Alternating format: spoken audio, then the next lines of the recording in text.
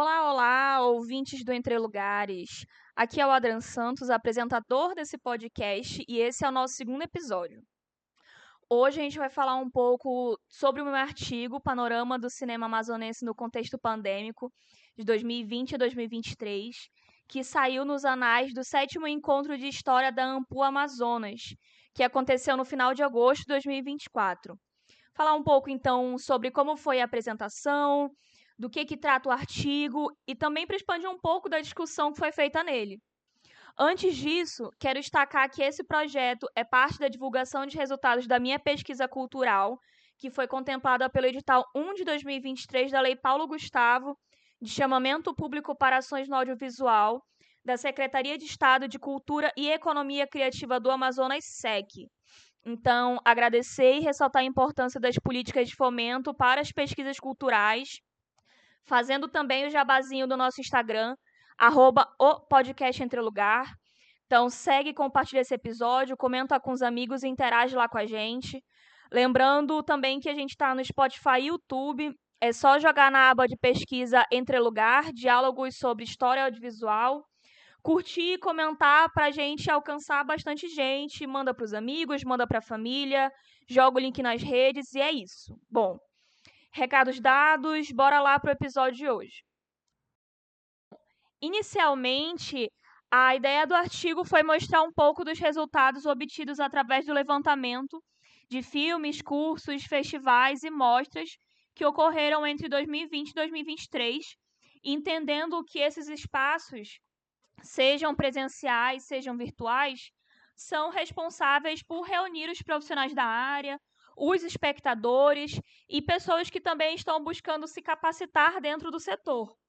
E, primeiramente, a gente destaca que diversas ações ocorrem a partir da Lei 14.017 de 2020, a Lei Aldir Blanc de Emergência Cultural, que é fundamental para a circulação de público e profissionais nesse momento caótico que a gente está passando. É claro que é impossível citar aqui todos os eventos que aconteceram, mas busco destacar justamente os que observo que tiveram uma maior repercussão e que tiveram também desdobramentos, além de, é claro, observar os eventos que já estavam em atividade antes da pandemia e que buscaram se adaptar para esse novo contexto. Nesse sentido,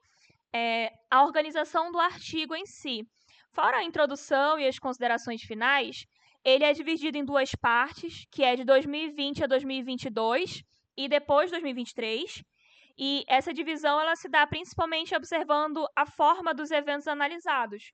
onde de 2020 a 2022 ocorreram eventos online e alguns em formato híbrido, e já em 2023 com praticamente tudo presencial. E é importante observar que, bom, o audiovisual, além do entretenimento, né, muito além do entretenimento, é uma indústria gigante que movimenta diversos outros setores da economia. Então, nesse caso, né, além dos eventos fomentados através de políticas públicas, é importante a gente pensar justamente na experiência do público e no fortalecimento da cultura manauara, que valorize o cinema, assim como o trabalho e o trabalhador dos demais setores que lidam com todo esse ecossistema. E um dos artigos que foi base para essa discussão, mas curiosamente ele só surge para mim depois que eu submeto o texto, é o artigo Covid-19 e os impactos na produção de festivais de cinema brasileiros, estratégias cotidianas para a migração online, das pesquisadoras Eveline Estela de Araújo e Sabrina Demose. Foi publicado na Revista Brasileira de Estudos de Cinema e Audiovisual em dezembro de 2021. Então, como o próprio nome já diz, ele foca justamente nessa migração para o formato online, que acaba acontecendo com boa parte dos festivais e cursos e debates, mas com basicamente tudo, né? Porque a época da pandemia vira realmente uma época de lives em todos os sentidos, de artistas, época de aula remota. Então, nesse artigo, discute-se as experiências de consumo e também a necessidade de uma nova linguagem para esse formato e também das adequações do próprio trabalho, que é muito atingido, e como que as coisas vão se modificando. Uma coisa que a gente acaba percebendo no cenário aqui da cidade é justamente essa questão da adequação dos eventos para que eles continuem a acontecer, justamente porque se reconhece essa necessidade da continuidade. Se esse cenário em Manaus existem tantos altos e baixos, pelo menos nesse século XXI, que, bom, as coisas uma vez somem, depois voltam, mas não tem uma continuidade muito grande, é importante que continuem a acontecer. E se muitos eventos no Brasil todo foram cancelados, no mundo também, em 2020 aqui acontece a terceira edição do Matapi, o Mercado Audiovisual do Norte, que ocorre no final de novembro, em forma remota. O terceiro Olhar do Norte,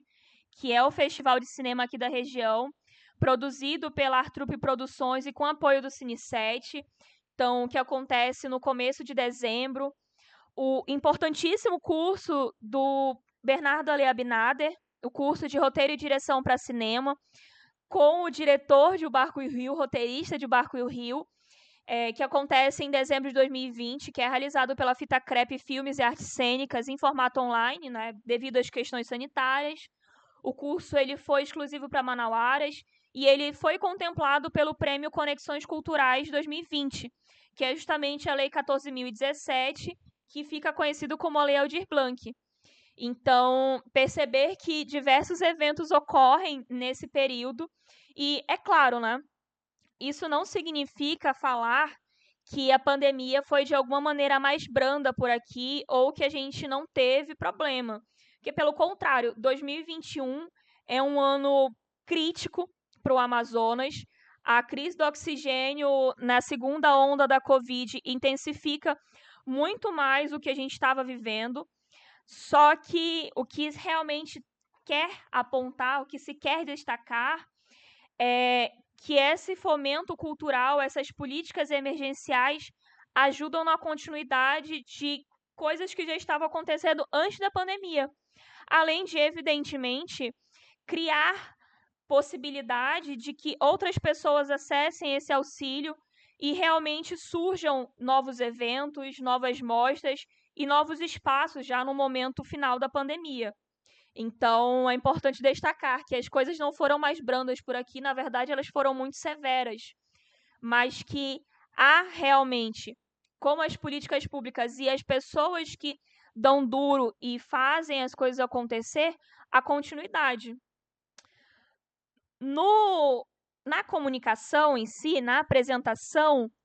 desse artigo,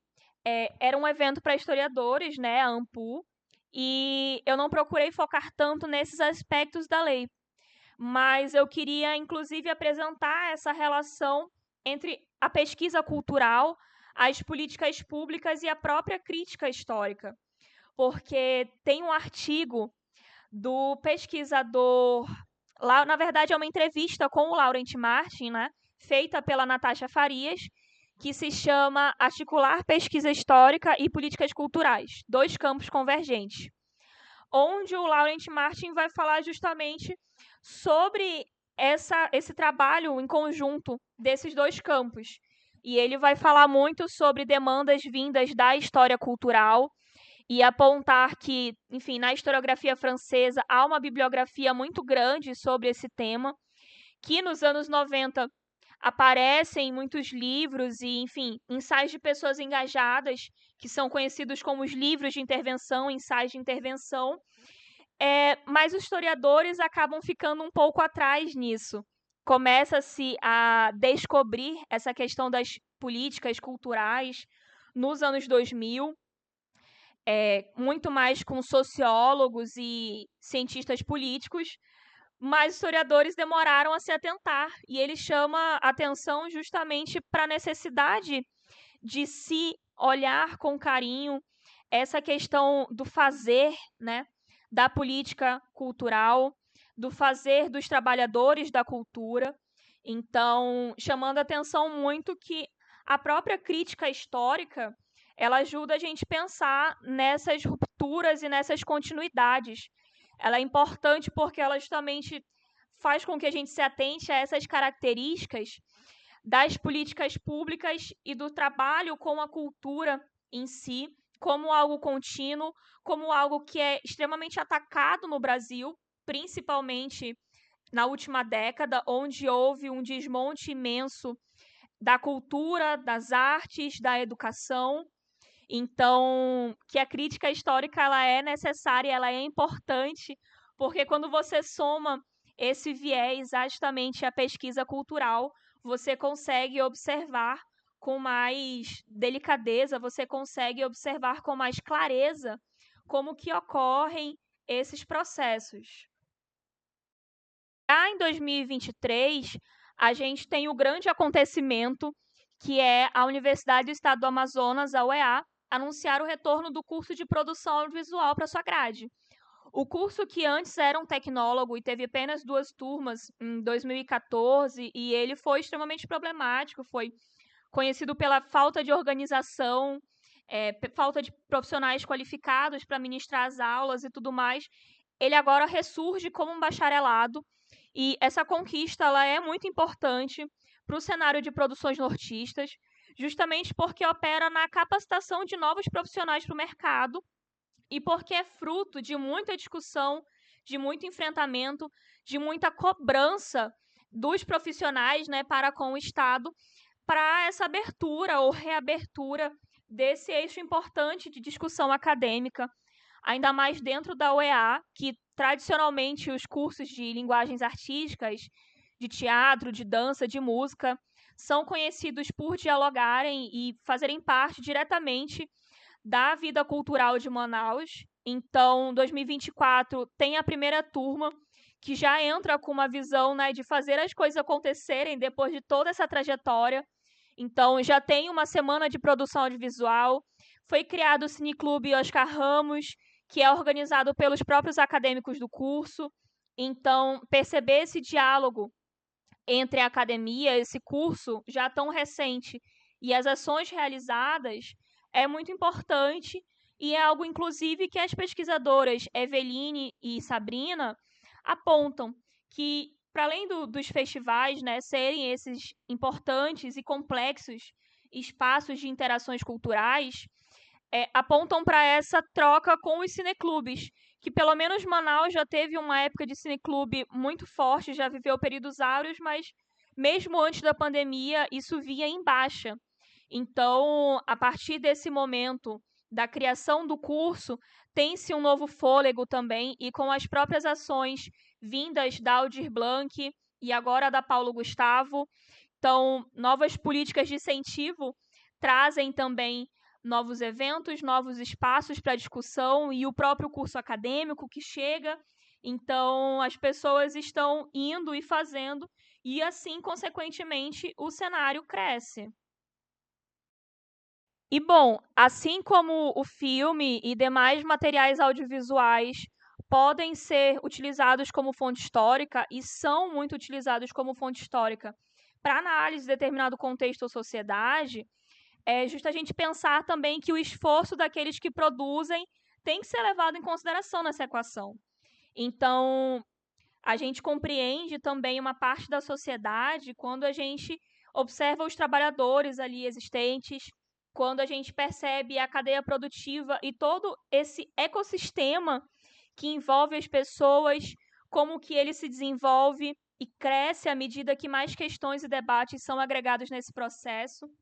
inclusive com essas discussões sobre as políticas públicas, sobre as políticas culturais e o fomento sobre esse direito à cultura. Então, é claro que o que foi apontado aqui não é nem tudo que foi trabalhado no artigo, mas a intenção desse episódio é realmente expandir os resultados obtidos ali e também como forma de dar visibilidade a esse texto, juntando inclusive com leituras que eu fiz após essa escrita, né, de pensar nesse processo mesmo de junção dos campos da pesquisa histórica e das políticas culturais, da pesquisa cultural em si,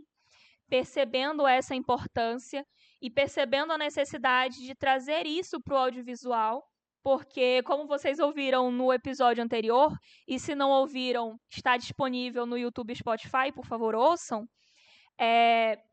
pensar que existe muita coisa sendo produzida e se observa muito esse fazer-se do cinema ou fazer-se do audiovisual. Então, é necessário que a gente se atente a esses processos também, aqui na nossa região. E, enfim, esse episódio foi para ajudar e botar mais um degrauzinho nessa escada. Espero que tenham gostado. O e-mail de contato do podcast está na descrição do episódio e vocês também podem falar com a gente no Instagram. Algumas matérias que citam o podcast e algumas entrevistas que eu dei estão saindo um pouco tempo antes e um pouco depois agora desse episódio, e a gente está compartilhando nos stories, então